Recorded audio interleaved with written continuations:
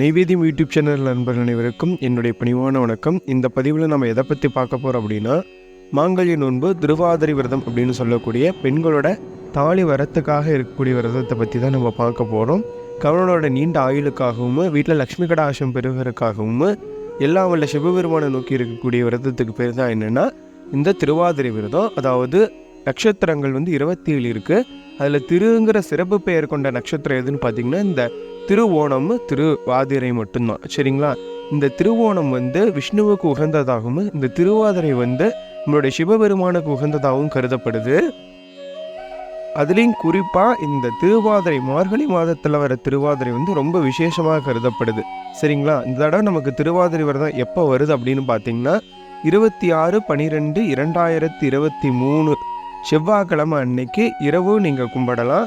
இல்லை 27/12 புதன்கிழமை காலையில் 9:30 மணி to 10:30 மணிக்குள்ளே நீங்கள் இந்த திருமாங்கல்ய விரதத்தை மேற்கொள்ளலாம். கண்டிப்பாக நீங்கள் தாலி சரடு மாத்திர நேரம் எப்போ இருக்கணும்னு பார்த்தீங்கன்னா புதன்கிழமை காலையில் 9:30 to 10:30 நீங்கள் திருமாங்கல்ய சரடு மாற்றிக்கலாம். நீங்கள் காலையில் படையல் போட்டு சுவாமிக்கு படைக்கிறதா இருந்தாலும் சரி, இல்லை நீங்கள் செவ்வாய்க்கிழமை இரவு சுவாமிக்கு படையல் போட்டு படைச்சிட்டு புதன்கிழமை நீங்கள் திருமாங்கல்ய சரடு மாற்றினாலும் சரி. நீங்கள் விரதம் இருக்க போகிறீங்க அப்படின்னா ஒரு நாள் முன்னாடி நீங்கள் உபவாசம் இருந்துக்குங்க. அதாவது ஒரு நாள் முன்னாடி இரவு எதுவும் சாப்பிடக்கூடாது.